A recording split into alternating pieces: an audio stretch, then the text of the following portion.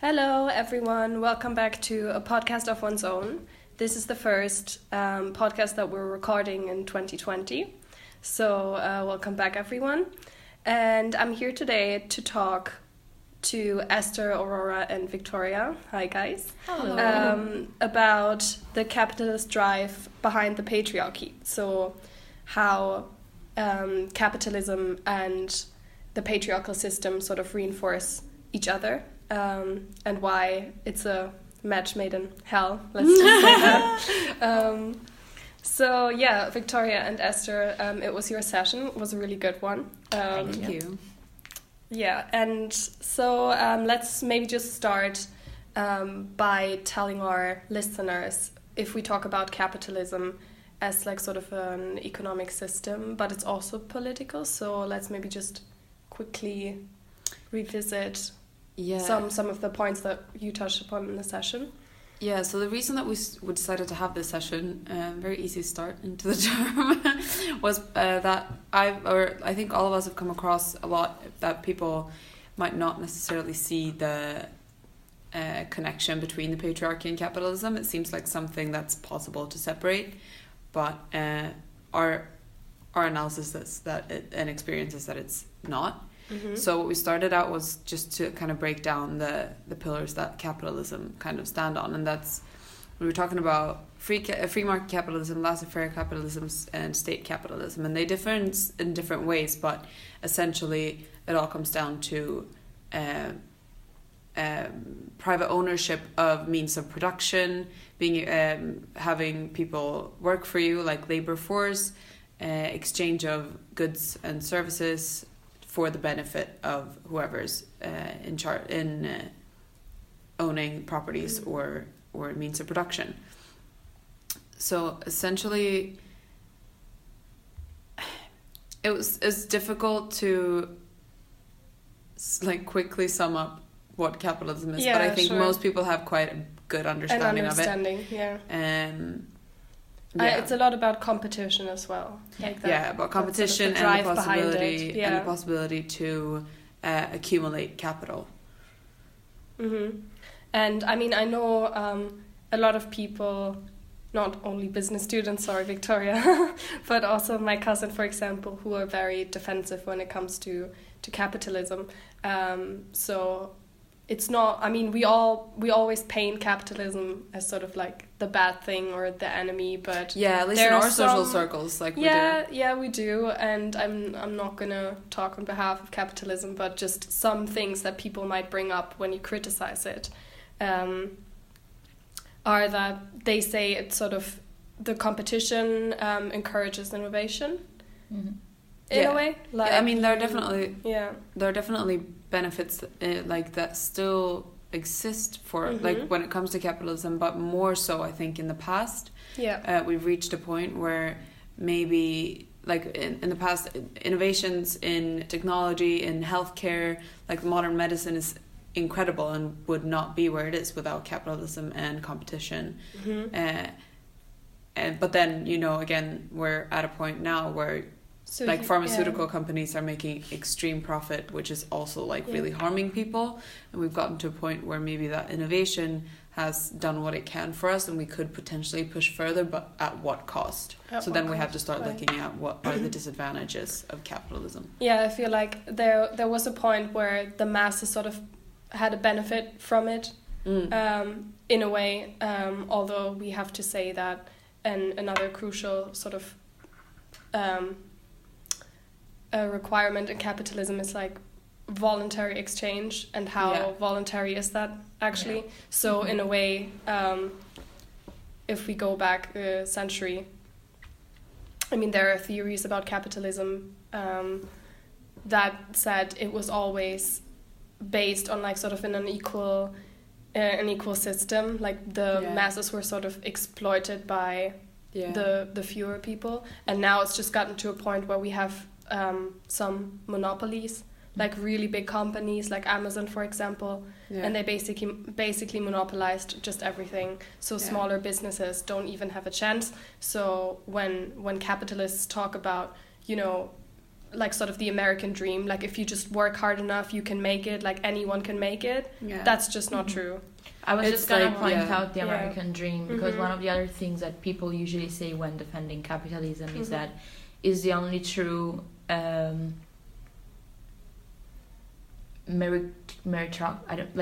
the only true system based on meritocracy. And if you look at the American dream, that is the actual only way in which people can freely make their own money and go into like different classes, different social classes. You know, that the idea behind specifically movement between classes is movement like what between people classes, argue accumulation for. of wealth, like you know, regardless of where you come from. That's the original idea, and I think part of the point is that if you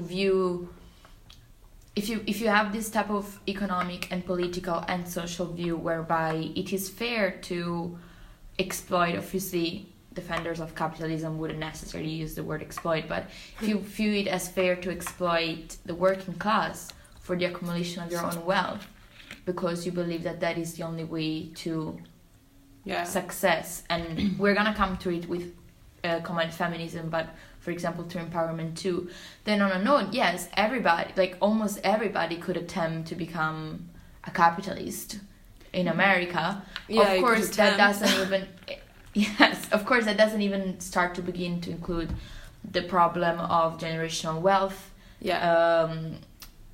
inheriting wealth, which doesn't have nothing to, like, you know, there are other problems, but I don't understand, but I have seen this argument brought forward that it doesn't matter where you are or where you come from, then you can accumulate wealth. And it's a bit of a tangent, but if you look, for example, at intersectionality and the oppression of minorities, a lot of people bring forward the idea that capitalism is actually a very politically and socially liberal system, because even if you're belonging to a minority, then you can still accumulate wealth and nobody will then care about the fact that you are a minority. Of course, I don't agree with that, and I think that is absolutely preposterous to propose. But it also brings into like the argument of this like social Darwinism kind of stance, like the survival of the fittest, like you just have to work hard and you will do well. It really just falls flat when you think about the different conditions that people have to, like the different means that people have to do that. Because if you have a history of, or like a family history of like financial stability, you will be able to do different things that a minority that's not had the same access to both economic stability, but also like just basic education. And this is completely disregarding oppression based on race or sexuality or disability or anything like that. So I think it's a very just ignorant argument to make. And I suppose capitalists would say that, of course, if you were born to like a wealthy family or whatever, that gives you like sort of a head start. But then the people from like a minority background, they just have to work harder. You know, they just have to work a little harder, but they can still make it. Because we're talking about like capitalism with feminism, and so like just getting back into that too. Ideologically, capitalism then, because of the social Darwinism and everything that we just discussed, is based on the notion that if you are poor, it's your own fault, because it means that you're not working hard enough and you're lazy and, you know, whatever. And obviously ideologically that doesn't really go with what feminism is, which is, you know, like the idea that everybody deserves the same equal rights regardless of their social economic background and everything. And also, you know, capitalism glorifies working, glorifies what now we consider burnout, because it just proposes that if you're not willing to do that, then you deserve being poor, and then you deserve not having social relevance, and you don't deserve to have any sort of welfare or whatever. But obviously ideologically that does not align with what I believe in, but also what I believe feminism as a whole believes in. I think that's what, like, a main thing about capitalism, that it ties your entire value as a person to your labor. And this is paid labor we're talking about. So obviously we have the entire immediately sector introduces we have gender differences as well. We have the entire sector of unpaid labor that still mostly women do. So like taking care of the household, cleaning, taking care of the kids and stuff. There's also like just like the clear statement that we had as well, that we talked about in the session, that capitalism is at its core a system built on inequalities. Mm-hmm. Like there has to be losers for there to be winners. And I know that people will argue against this, but there's no way that people are going to make profit unless someone else is losing. Yeah. So, and this is so obvious. I don't know how people. So how we can foster that is how you make money. That is not part of the problem. Because if you look at some of the, sorry to interrupt you, Esther, but if you look at some of the biggest argument about against what you were saying is, but it doesn't matter, because if the workers had worked hard enough, they would have been in my place. They would have been the winners. So why should I care that I'm exploiting them? There's a because lot they do, like, you know, just too, it's. I mean, it makes sense if you follow this thought very in depth. Logic. It's a cruel logic, but it's logical nevertheless. Yeah, but I think it sure. defies the basic idea of humans and humanity and social welfare, which obviously I am a huge advocate for. Like the idea that you need to feed yourself off of other people's work, because that's just how it works. And you know, I think the state that we're in right now in terms of capitalism globally is also, it gives a lot of opportunity. Like it gives a lot of windows to be in denial about it. Like it really just like excuses it on and on again. And I also can understand that if you're in a situation where you are safe in economically and socially because you haven't been able to benefit from capitalism, it's difficult to say no to that privilege. It's always difficult to get to sort of to give up or even privilege. Acknowledge that that you have in it. a way. So what, like bringing it back to feminism. So all we said about capitalism now, and what we've said in our sessions and on our podcast repeatedly, it doesn't seem to go together at all. Yet there is such a thing as like neoliberal feminism. Yes. So somehow some feminists. Let's just define the two like kind of strands of feminism that we were talking about in the session, and somehow people managed to unite capitalism and feminism. So the two ones that we talked about, which is not an extensive list of feminist subsectors, but we talked about Marxist feminism and neoliberal feminism, where Marxist feminism obviously is based off the idea of the ideas of Karl Marx, so of society as divided into two social classes, the capitalists and the working class, and the capitalists benefit of exploiting the working class. According to Marxist feminists, gender equality will never be able to actually be achieved if we don't consider the war on classes and the way that the working class is exploited. Yes. And especially once that is done, feminists need to first figure out how to solve the issue of unpaid labor that Katarina was referring to before. The idea that women historically still hold a lot of the positions that are unpaid, mothers, you know. There's also the fact that like about more than 80% of people in severe poverty are women. Yeah. There's, you know, statistics about how not only economical classes, but access to healthcare and access to education and whatever. Talk about that later. We'll do neoliberal feminists. So that's the basic idea. So, but it's still focused on the idea that it's the classes that we need to focus on, and it's the equality between the classes. And once that is achieved, only then we can start to discuss the equality between genders. Like they're intertwined together. The other part is neoliberal capitalist, which is, it's also defined as post-feminism. So it's the idea after second wave and third wave feminism is the idea that women should reappropriate the ways that they have been objectified thus far, so sexual objectification, for example. Take on those stereotypes and make them empowered, so, you know, owning your own sexuality, owning the fact that you're beautiful, owning all of that. At the same time, not a bad thing in itself. Oh, no, not a bad thing in itself, of course, but at the same time, becoming part of the neoliberal system within which we live as the only solution to actually achieving gender equality. An example is the empowered businesswoman.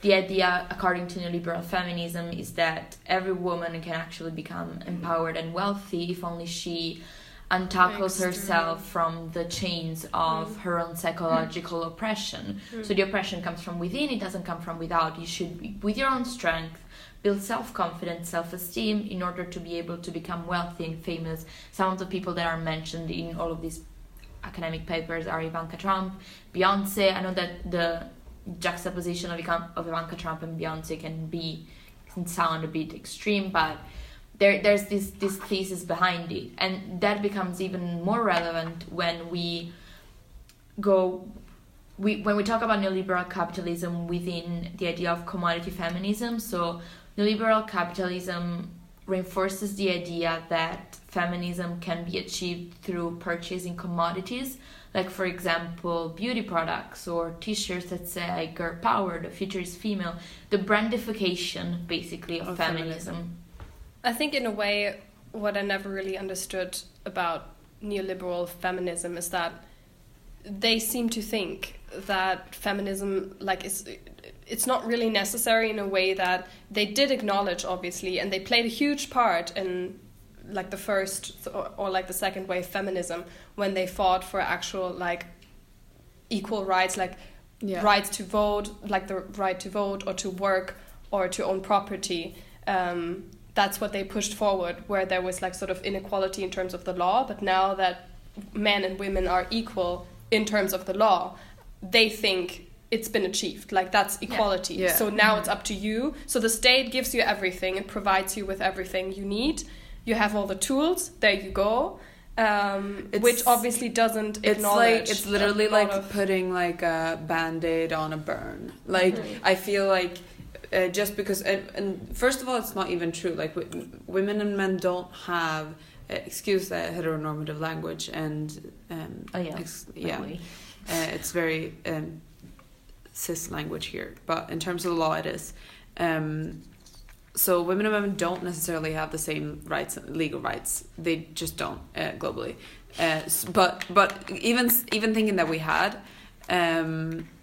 No, but then it's very Western-centric, the whole but this is all section of feminism. Yeah, for sure. But like even granted that we had that there wasn't a pay gap, for example, like the whole, or it's just disregarding the existence of like deep systemic misogyny and just the history, like completely disregarding any sort of intersectionality. Yeah. Like I feel like neoliberal feminists are very concerned about things like the pay gap, for example, which isn't great. Like I'm not a fan of the pay gap, and I think we should do something about it. But they never really talk about the fact that women of color, for example, earn, or disabled women earn much less than white women, straight white women. Yeah. So it's completely ignorant of that fact. We were talking about we were in the session. We were listening to this talk by I can't remember her name now. We can add it in the comments if I find it. About how capitalism and feminism don't really work together, and how it doesn't work to just the idea of the powerful, empowered female businesswoman doesn't make any difference. Like you can't just put a female at the top of a corrupt system that is built to oppress them, like without addressing the structures underneath. So we were talking about the U.S. election between when was it, Trump against Clinton, and we were talking about Hillary, and how obviously a lot of people from the surface would say that it would be a win for like the feminist agenda to have a female president of the United States. And I'm not saying that in itself is not a bad idea, but anyone doesn't cut it. Like you can't just put any woman on there and be like, oh yeah, we have a female president now. So we're talking about how her presidential campaign was funded by a lot of oil companies or like fossil fuel burning companies. Yeah. And that I mean, and while being aware of the fact that accelerated climate change in any way disproportionately affects women and is killing women all over the world. And I mean, how feminist is that then to kind of keep that going, especially, and it goes for the same with businesses. Like, are you going to sit and be a CEO of a business that you know is damaging the planet and therefore damaging women? Are you going to sit on and accumulate wealth when you know that most of the people that are suffering from poverty are also women. What I mean? Yeah, I do think it's important to sort of acknowledge that representation matters, and obviously growing up in a world where we have things like female prime ministers or presidents or whatever, that's not necessarily a bad thing, but that's why I said in the session, we don't need women, like just any women at the top of a country or a company, but we need feminists there, like in that position. In fact, I feel like having a non-feminine, like a woman in such a powerful position that's not aware of deep feminine, like how deeply the patriarchy runs, that's even more damaging, because people are going to get a false sense of achievement of equality, which is just not true. But like also like one of the bases of commodity feminism and neoliberal, one of the main critiques against it is that this is exactly what they're trying to do. So it's just trying to depoliticize, that's not a word, but take out the political side of it from feminism, repackage it, resell it in a way that is shallow, empty, and just presents it with the idea of the woman who has it all. So, for example, there's this article by Bell Hooks that talks about at the time, I think one of the chairwomen of Facebook, I'm not really sure about Cheryl something, pardon my very bad lack of memory, but exactly what you were saying, like by putting these women forward, women who 100% agree with the system that is a system of exploitation and inequality, corporations are able to present a version of feminism that doesn't mean that they need to change anything about themselves. And so they feel good with themselves. They have the sales that they need, because it's been proven that commodity feminism increases sales. So they've got the sales that they have. Their corporate social responsibility legal act has been fulfilled, because they do what they have to do to reach quotas, to have this and that, and donate to charities. So they are absolutely happy in their mind that they've done what they could to help, in a way that does not actually mean that somebody's going to turn around and go, maybe we need to overthrow corporations and the oligarchy that we currently experience. But it's convenient for them, and so that's why we keep being bombarded with this book, self-help book of huge amounts of hair quotes, self-made women who tell us, poor stupid people who have not cracked the code yet, how to embrace real empowerment and make as much money as you physically can. It's just I completely agree with you. It's just, but obviously to me, from a feminist perspective, it makes absolutely no sense. Do you feel, because I think you were saying during the session as well, Victoria, that when it comes, like, when someone says things like empowerment or like empowered woman, I cringe. Oh, it makes me physically... And which is such a bad thing, and that's where you can see how, like, capitalism has managed to, like, appropriate what's at the heart of feminism and just, like, empty it of all its values and then sell it back to us. I feel like my reasoning behind my hate for the word empowerment is that when it comes from big corporations that have no history of really empowering women, take for example Nike or Dove that is owned by Unilever, to me that is a patronizing and condescending way to tell women, but we gave you that ad, why are you not happy yet? When they say, empowerment, and that's why it makes me cringe, because I think it's dishonest, is really, really, really condescending in my view, of just saying we gave you the 4 things that you wanted: the ad, diversity, a bit of crying and emotional music, so what more do you want? We've empowered you, and you got that cute t-shirt at H&M. H&M feminism is another term that I really, really like. I don't remember where I read it, but that's the idea. I think everyone knows what you mean by that. But sorry, the girl. No, but I think that's, for example, selling things like that, like to draw it back to capitalism, the fact that obviously capitalism targets anyone, it does, like men also consume. I'm not saying that's not the case, but the fact that we looking back at our history and how dependent we are on, because we are an oppressed group, in society, we are the oppressed in terms if you compare the gender. so any capitalist like right now trying to benefit from keeping women oppressed, like essentially that is what capitalism is doing, and that's why it's harmful. Like capitalism and the patriarchy really do work together because both of them benefit from exploiting women or making women feel dependent on these different products. Obviously capitalism as like sort of, let's call it a system, has been around longer than capitalism, but capitalism sort of managed to benefit from that oppression that was already there. And radicalize it and like exploit women even further, talking about like big corporations like Nike or I think even Beyonce's clothing lines produced in sweatshops and stuff. So you can see, and she's seen as such a feminist icon, but she's like the idea, the obviously there, like I would argue that Beyonce probably has a bit more of a positive impact in terms of the fact that she's actually like a black woman. She's covering several different like intersections, but she is still on the neoliberal side of it. Like, I mean, she's filthy rich. I don't understand. Like, I mean, but what I was going to say before, in terms of capitalism, is that previously we could clearly see the benefits of it, and I think if we refer back to like the hierarchy of needs, I can't remember the name for it. Maslow.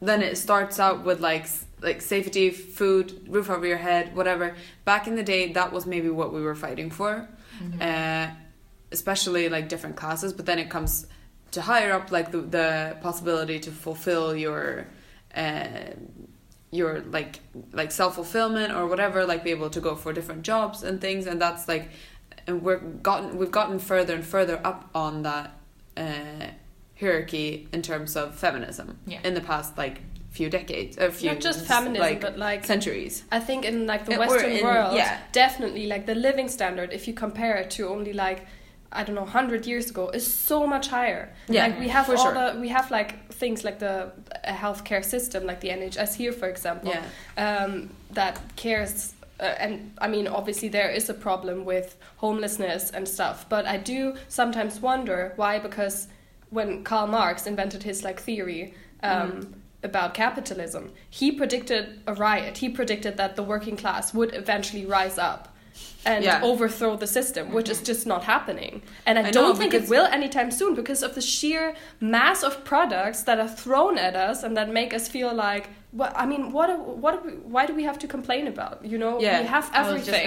And I also think, but it's a big part of the neoliberal feminism as well, I think, is we've reached the point of that hierarchy of like the safety and the although narrow possibilities to make our like fulfill our lives to a certain extent, that we don't like, that women find themselves in a position where they can relax and don't have to fight anymore, and they're like, oh, but like I'm in an adequately comfortable position right now, so that I'm just going to like take this corporate job and do the best that I can and try to make as much money as possible, and like because now like I already have my voting rights, like we've passed the point where it's been critical to kind of survival, and now I mean I would argue that still is, and this is obviously very Western centered, but but also one of the biggest debates within myself, I think within some of the things that I've read, is what right do we have to tell a working class woman or whoever, no, don't go and aspire for money because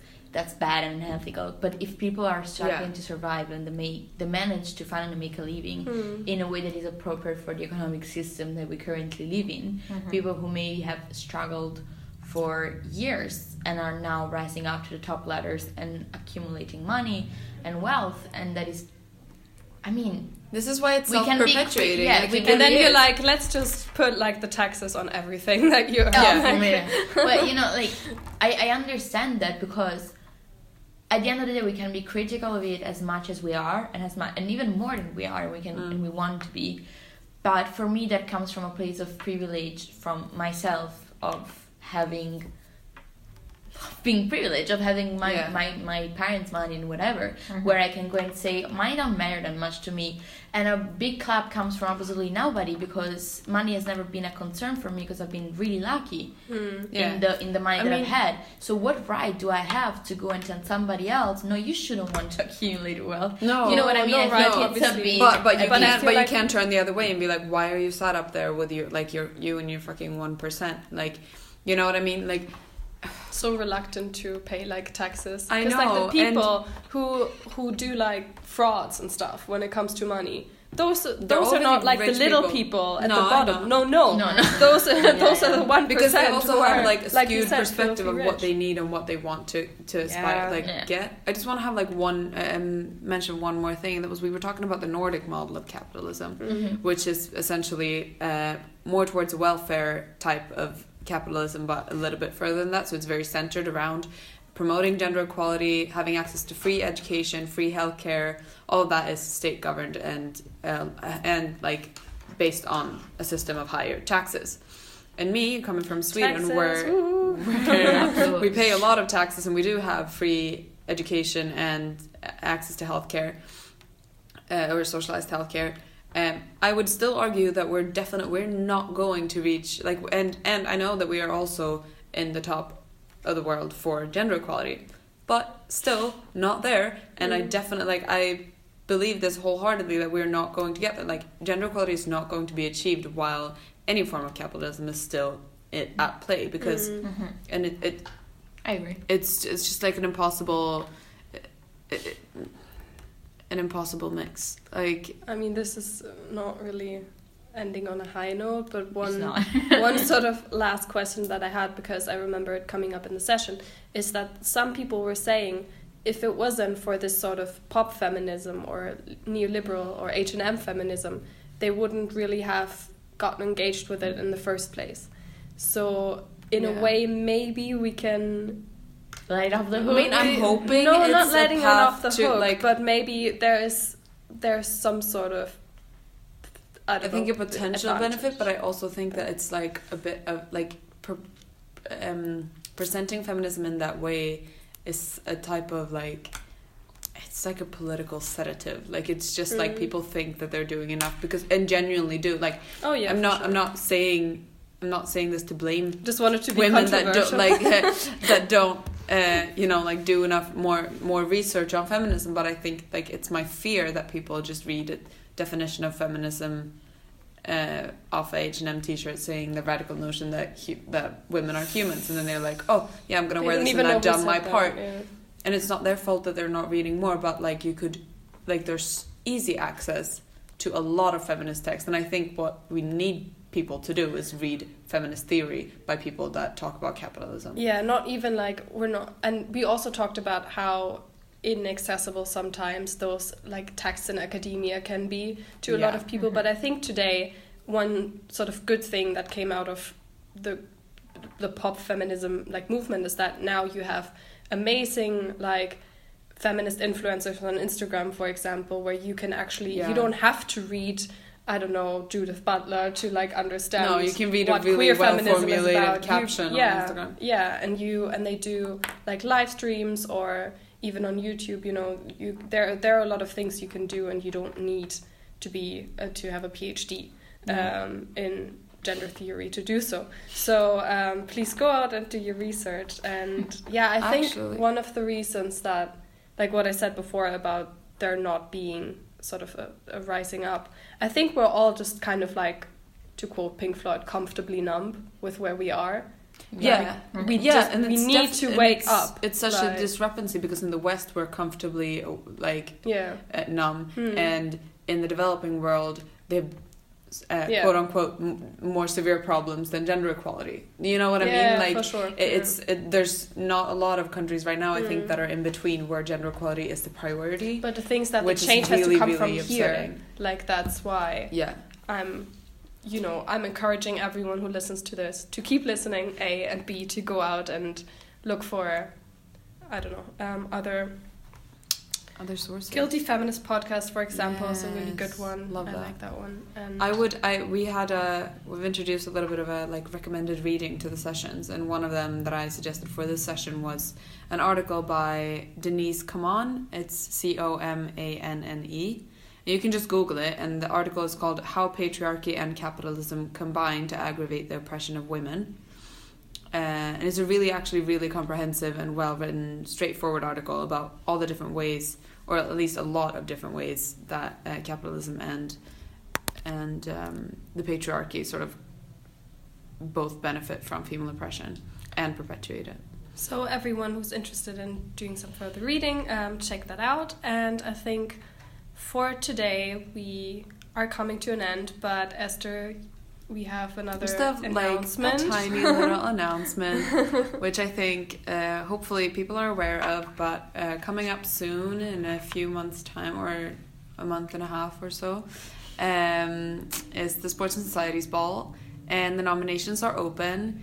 And we would just love it if you wanted to write a nomination, if you've enjoyed listening to the podcast, or if you're a member, come to the sessions and have good things to say about the society. We're so happy and lucky to have a lot of people engage with us, and yeah, that was all I wanted to say. You can nominate on napierstudents.com. Woohoo! Yeah, so on that humble note, I'm gonna end the podcast for today. Thanks for being here, girls, and thanks everyone for listening. Bye. Thank you. Bye.